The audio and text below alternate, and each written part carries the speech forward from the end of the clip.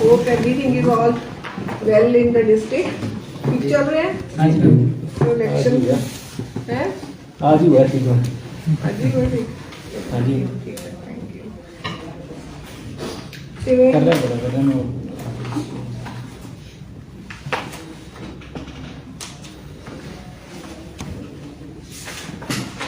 Media वाली advisory कितने?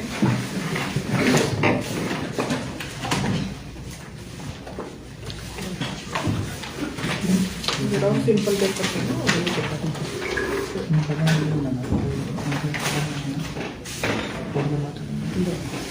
ਸੋ ਜਿਵੇਂ ਕਿ ਤੁਹਾਨੂੰ ਪਤਾ ਹੈ ਕਿ ਆਪਣੇ ਜ਼ਿਲ੍ਹੇ ਦੇ ਵਿੱਚ ਜਿਹੜੇ ਸੀਗੇ ਇਲੈਕਸ਼ਨ ਦਾ ਪ੍ਰੋਸੈਸ ਪੂਰਾ ਹੋ ਚੁੱਕਿਆ ਸੀ ਤੇ ਹੁਣ ਪੰਜਾਬ ਦੀ ਜਿਹੜੀ ਕਾਊਂਟਿੰਗ ਹੈਗੀ ਹੈ 20 ਤਰੀਕ ਨੂੰ ਡਿਊ ਹੈਗੀ ਹੈ।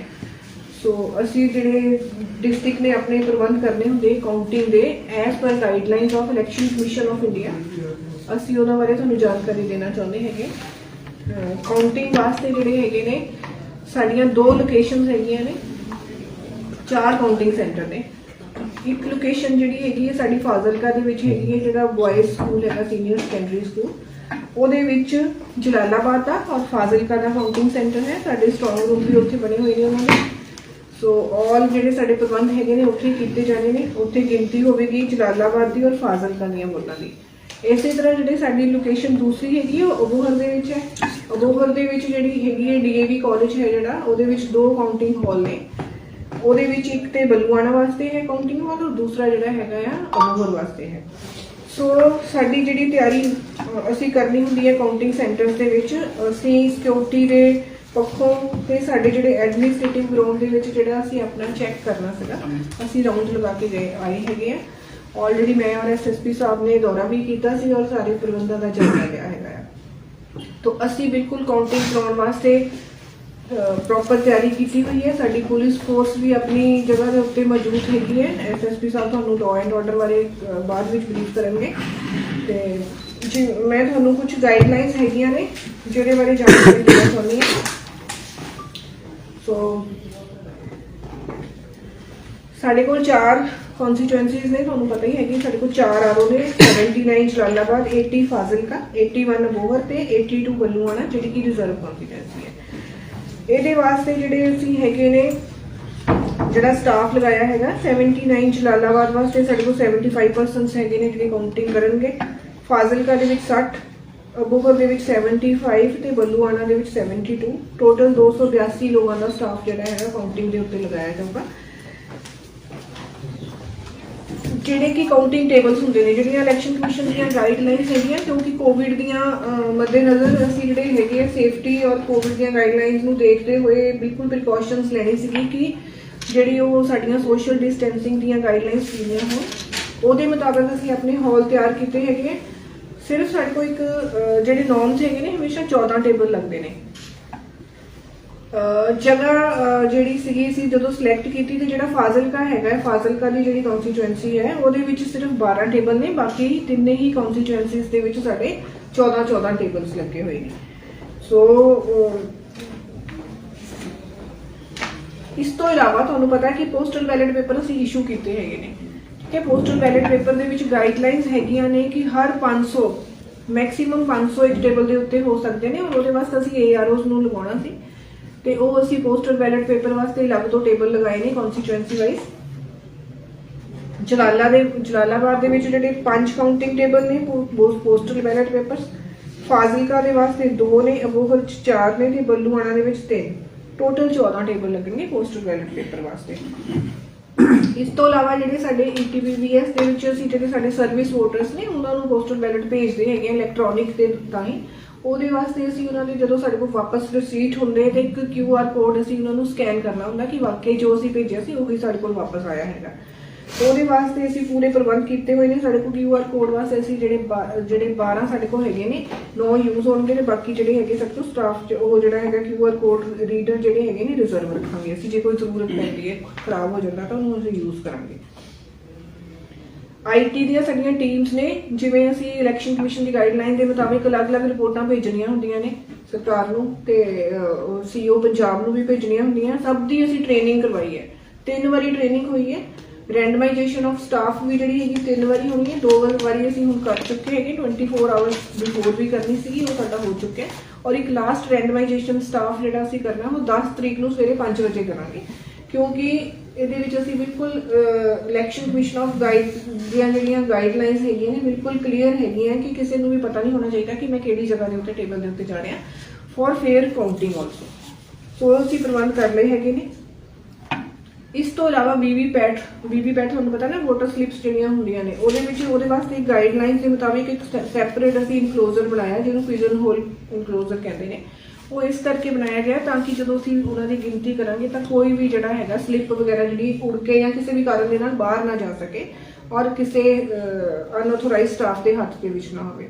ਐਸ ਪਰ ਗਾਈਡਲਾਈਨਸ ਅਸੀਂ 5 ਵੀਵੀਪੈਟ ਮਸ਼ੀਨਾਂ ਦੀ ਜਿਹੜੀ ਹੈਗੀ ਰੈਂਡਮ ਗਿਣਤੀ ਕਰਨੀ ਹੈਗੀ ਹੈ, ਤੇ ਇਨ ਕੇਸ ਕਿਤੇ ਕੋਈ ਜ਼ਰੂਰਤ ਪੈਂਦੀ ਹੈ ਜਾਂ ਕਿਸੇ ਜਿਹੜੇ ਹੈਗੇ ਪੋਲੀਟੀਕਲ ਪਾਰਟੀ ਵੱਲੋਂ ਜੇ ਕੋਈ ਡਿਮਾਂਡ ਕੀਤੀ ਜਾਂਦੀ ਹੈ ਕਿ ਨਹੀਂ ਅਸੀਂ ਹੋਰ ਕੋਈ ਮਸ਼ੀਨ ਦੀ ਚੈਕਿੰਗ ਕਰਾਉਣਾ ਚਾਹੁੰਦੇ ਹਾਂ, ਵੀਵੀਪੈਟ ਦੀ ਗਿਣਤੀ ਕਰਾਉਣਾ ਚਾਹੁੰਦੇ ਹਾਂ, ਤਾਂ ਉਹ ਜਿਹੜਾ ਹੈ RO is the overall incharge of the whole, ਉਹ ਆਪਣੇ ਆਪ ਡਿਸਾਈਡ ਕਰੇਗਾ ਮੌਕੇ ਦੇ ਮੁਤਾਬਿਕ ਐਂਡ ਰੂਲਸ ਦੇ ਮੁਤਾਬਿਕ ਕਿ ਉਹਨੂੰ ਫਿਟ ਲੱਗਦਾ ਹੈਗਾ ਕਿ ਨਹੀਂ। ਉੱਥੇ ਅਬਜ਼ਰਵਰ ਹੋਏਗਾ, ਅਬਜ਼ਰਵਰ ਦੇ ਨਾਲ ਸਲਾਹ ਕਰੇਗਾ, ਦੈਨ ਹੀ ਵਿਲ ਡਿਸਾਈਡ ਕਿ whether to go for it or ਨਾਟ।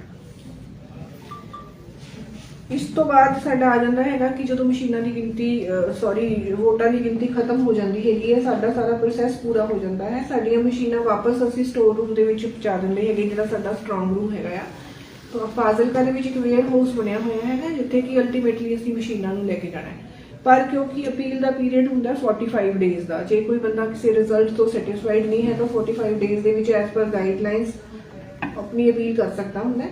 ਤੇ 45 ਡੇਜ਼ ਦੇ ਵਿੱਚ ਜੇ ਸਾਨੂੰ ਕੋਈ ਵੀ ਪ੍ਰਾਪਤ ਨਹੀਂ ਹੁੰਦੀ ਅਪੀਲ ਜਾਂ ਕੋਈ ਕਿਸੇ ਵੀ ਤਰ੍ਹਾਂ ਦੀ ਦਿੱਕਤ ਨਹੀਂ ਆਉਂਦੀ ਤੇ ਅਸੀਂ ਜਿਹੜੀਆਂ ਆਪਣੀਆਂ ਸਟਰੋਂਗ ਰੂਮ ਦੀਆਂ ਮਸ਼ੀਨਸ ਹੈਗੀਆਂ ਤੇ ਵੇਅਰ ਹਾਊਸ ਦੇ ਵਿੱਚ ਟ੍ਰਾਂਸਫਰ ਕਰ ਦਾਂਗੇ। ਸੋ ਇਹ ਤੇ ਸਾਡੇ ਸਾਰੇ ਅਰੇਂਜਮੈਂਟਸ ਵਾਸਤੇ ਹੈਗੇ ਆ।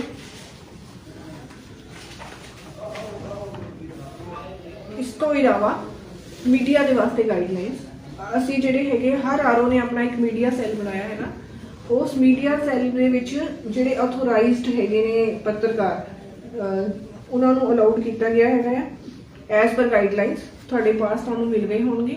ਅਸੀਂ ਤੁਹਾਨੂੰ ਰਿਕੁਐਸਟ ਕਰਾਂਗੇ ਕਿ ਤੁਸੀਂ ਬਹੁਤ ਹੀ ਅੱਛੇ ਢੰਗ ਦੇ ਨਾਲ ਗਾਈਡਲਾਈਨਸ ਦੇ ਮੁਤਾਬਿਕ ਆ ਕੇ ਕੋਵਿਡ ਦੀਆਂ ਗਾਈਡਲਾਈਨਸ ਨੂੰ ਮੰਨਦੇ ਹੋਏ ਫੋਲੋ ਕਰਦੇ ਹੋਏ ਸਾਡੇ ਮੀਡੀਆ ਸੈਂਟਰ ਤੇ ਆਵੋ। ਉੱਥੇ ਤੁਹਾਨੂੰ ਹਰ ਤਰ੍ਹਾਂ ਦੀ ਜਾਣਕਾਰੀ ਮਿਲੇਗੀ। ਉੱਥੇ ਸਕਰੀਨ ਲੱਗੀ ਹੋਏਗੀ ਜਿੱਥੋਂ ਕਿ ਜਿਵੇਂ ਰਾਊਂਡ ਵਾਈਜ਼ ਬਾਹਰੋਂ ਤੁਹਾਨੂੰ ਪਤਾ ਲੱਗਦਾ ਰਹੇਗਾ ਕਿ ਕੀ ਰਿਜ਼ਲਟ ਆ ਰਿਹਾ ਹੈਗਾ, ਕਿਸ ਕੈਂਡੀਡੇਟ ਨੂੰ ਕੀ ਵੋਟਾਂ ਮਿਲ ਰਹੀਆਂ ਨੇ, ਕੀ ਰਾਊਂਡ ਦਾ ਹਿਸਾਬ ਕਿਤਾਬ ਹੈ। ਉੱਥੇ ਸਾਡੇ ਬੈਠੇ ਹੋਣਗੇ। ਉਸ ਤੋਂ ਇਲਾਵਾ ਅਸੀਂ ਆਪਣੇ ਹੈੱਡਕੁਆਟਰ ਦੇ ਉੱਤੇ ਵੀ ਇੱਕ ਮੀਡੀਆ ਸੈਂਟਰ ਬਣਾਇਆ। ਅਸੀਂ ਸਾਰੀਆਂ ਰਿਪੋਰਟਸ ਨੂੰ ਇਕੱਠੀਆਂ ਕਰਾਂਗੇ ਜਿਵੇਂ ਵੀ ਆਰਓ ਵਾਈਜ਼ ਹੈਗੀਆਂ ਤੇ ਤੁਸੀਂ ਸਾਡੇ ਤੋਂ ਵੀ ਇੱਥੋਂ ਜਾਣਕਾਰੀ ਲੈ ਸਕਦੇ ਹੈਗੇ ਹੋ ਸਾਡੇ ਆਪਣੇ ਕੰਟਰੋਲ ਰੂਮ ਦੇ, ਜਿਹੜਾ ਕਿ ਅਸੀਂ ਐਸੀ ਹਾਲ ਦੇ ਵਿੱਚ ਬਣਾ ਰਹੇ ਹੈਗੇ ਆ। ਸਾਡਾ ਆਫਿਸਰ ਇੱਥੇ ਬੈਠਾ ਹੋਊਗਾ। ਕਾਊਂਟਿੰਗ ਵਾਸਤੇ ਹਰ ਹਲਕੇ ਵਾਸਤੇ ਇੱਕ ਅਲੱਗ ਤੋਂ ਆਬਜ਼ਰਵਰ ਸਾਹਿਬ ਆਏ ਹੈਗੇ ਨੇ। ਉਹ ਸਾਡੇ ਕੋਲ ਆਲਰੇਡੀ ਪਹੁੰਚ ਚੁੱਕੇ ਹੈਗੇ ਨੇ ਤੇ ਉਹਨਾਂ ਦੀ ਹਾਜ਼ਰੀ ਦੇ ਵਿੱਚ ਹੀ ਜਿਹੜਾ ਅਸੀਂ ਕਾਊਂਟਿੰਗ ਸਟਾਫ ਦੀ ਜਿਹੜੀ ਹੈਗੀ ਇੱਕ ਟ੍ਰੇਨਿੰਗ ਵੀ ਕਰਾਈ ਹੈ ਔਰ ਉਹਨਾਂ ਦੀ ਰੈਂਡਮਾਈਜੇਸ਼ਨ ਵੀ ਕੀਤੀ ਹੈ।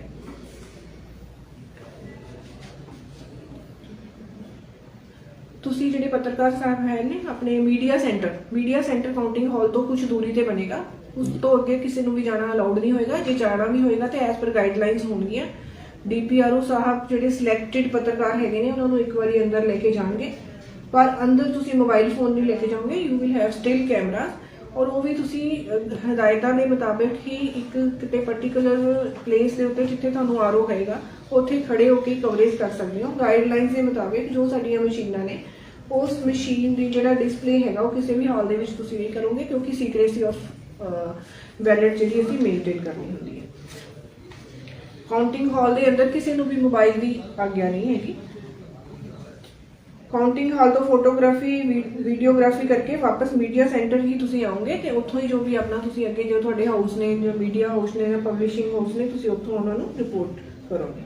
ਤੇ ਜਿਵੇਂ ਤੁਹਾਨੂੰ ਪਤਾ ਹੈਗਾ ਕਿ 10 ਤਰੀਕ ਨੂੰ ਟਰਾਈ ਡੇ ਡਿਕਲੇਅਰਡ ਹੈਗਾ। ਹਰ 500 ਪੋਸਟਲ ਬੈਲਟ ਪੇਪਰ ਵਾਸਤੇ ਜਿਵੇਂ ਮੈਂ ਤੁਹਾਨੂੰ ਪਹਿਲਾਂ ਦੱਸਦਾ ਇੱਕ ਟੇਬਲ ਬਣੇਗਾ। ਇਸ ਤੋਂ ਇਲਾਵਾ ਜਿਹੜੇ ਸਾਡੇ ਪੋਸਟਲ ਬੈਲਟ ਨੇ ਨਾਲ ਦੀ ਨਾਲ 8:30 ਵਜੇ ਸ਼ੁਰੂ ਹੋ ਜਾਣਗੇ ਸਵੇਰੇ। ਰੈਂਡਮਲੀ ਨਹੀਂ ਹੋਗਾ। ਇੱਦਾਂ ਨਹੀਂ ਹੈਗਾ ਕਿ ਪਹਿਲਾਂ ਪੋਸਟਲ ਬੈਲਟ ਦੀ ਗਿਣਤੀ ਖਤਮ ਹੋਵੇ ਤੇ ਨਾਲ ਦੀ ਨਾਲ ਦੂਸਰੇ ਰਾਊਂਡ ਚੱਲਣ। ਉਹ ਸਾਈਮਲਟੇਨੀਅਸਲੀ ਇਕੱਠੇ ਹੀ ਚੱਲਣਗੇ। ਉਹ ਆਪਣੇ ਟੇਬਲ ਅਲੱਗ ਤੋਂ ਗਿਣਤੀ ਕਰਦੇ ਰਹਿਣਗੇ ਔਰ ਜਿਹੜੀਆਂ ਮਸ਼ੀਨਾਂ ਦੀ ਗਿਣਤੀ ਹੈਗੀ ਹੈ ਅਲੱਗ ਤੋਂ ਸ਼ੁਰੂ ਹੋ ਜਾਏਗੀ। ਸੋ ਦਿਸ ਇਜ਼ ਆਲ। ਹੁਣ ਮੈਂ ਤੁਹਾਨੂੰ ਐਸਐਸਪੀ ਸਾਹਿਬ ਨੂੰ ਦੱਸੂਗੀ, ਕਹੂੰਗੀ ਕਿ ਤੁਸੀਂ ਜਿਹੜਾ ਹੈਗਾ ਕੋਈ ਆਪਣੇ ਵੱਲੋਂ ਆਪਣੇ ਲਾਅ ਐਂਡ ਆਰਡਰ ਬਾਰੇ ਜੋ ਵੀ ਦੱਸਣਾ ਚਾਹੁੰਦੇ ਹੋ ਈਮੇਲ ਤੇ। जैसे कि मैडम ने एक्सप्लेन किया 10 तारीख को गिनती होने वाली है। इसमें मद्देनजर रखते हुए जितने भी काउंटिंग सेंटर्स हैं उत्थे पहले ही सिक्योरिटी का प्रबंध किया गया है। ट्रैफिक ਨੂੰ मद्देनजर रखते हुए आप लोगों से विनती की गई है कि आप काउंटिंग हॉल से तो पहले ही गड्डियां रुकवा देंगे, तो तुसी अपनी गड्डियां डेजिग्नेटेड पार्किंग स्पॉट्स जो बनाए हुए हैं उत्थे ही पार्क करो। उत्थे आपको पैदल आना पैना है। सुरक्षा की नज़र से देखते हुए मैं फिर अपील करांगा कि तुसी किसी भी तरह का कोई भी चीज़ कैरी ना करो जो बेसिक इक्विपमेंट्स कुछ आपके थोड़े हैं। इसके अलावा वहाँ पे थोड़ी 3 टायर फ्रिस्किंग रहेगी, तो जिससे कि कोई भी किसी भी तरह का शरारती एलिमेंट अंदर ना आ पाए। सुरक्षा की नज़र मद्देनजर से सानू बाहर से भी एक्स्ट्रा फोर्स मिली है, पर उसमें भी डिप्लॉय कर रहे हैं। तो पूरे डिस्ट्रिक्ट में वक्त थावों पे नाके और जो काउंटिंग सेंटर्स हैं उसके अराउंड कट ऑफ नाका से लगा रहे हैं। बहुत बलुआना की जो काउंटिंग सेंटर है उनका सुपरविजन एसपी हैडक्वार्टर करांगे, उन्होंने नाल 4 DSP रवांगे। तो उसी तरह से फाजिलका और जलालाबाद के जो काउंटिंग सेंटर्स हैं उन्होंने सुरक्षा इंचार्ज SPD साहब रहेंगे, उनके साथ भी 4 अपने DSP साहबान रहेंगे। तो रिजर्व फोर्स भी रहेगी। तो मेरी आपसे फिर से गुजारिश ये है कि पहले ही रूट डाइवर्जन प्लान किसी देखते हुए उदा जिथे भी गड्डियां खड़ी करनी है उत्थे ही गड्डियां खड़ी करो। और जैसे मैडम ने कहा है कि DPRO नाल तुहाडे जो वैलिड आई कार्ड है उन्होंने लैके ही आओ, जिससे कि तुहानू असुविधा ना होए। और जो प्रोटोकॉल्स माने इलेक्शन कमीशन ने दिते हैं उन्होंने फॉलो करिए प्लीज। Thank you sir. कितनी फोर्स जी इस would have to go into those details. Ma'am अलग अलग कॉन्स्टिट्यूएंसी कितने राउंड होंगे?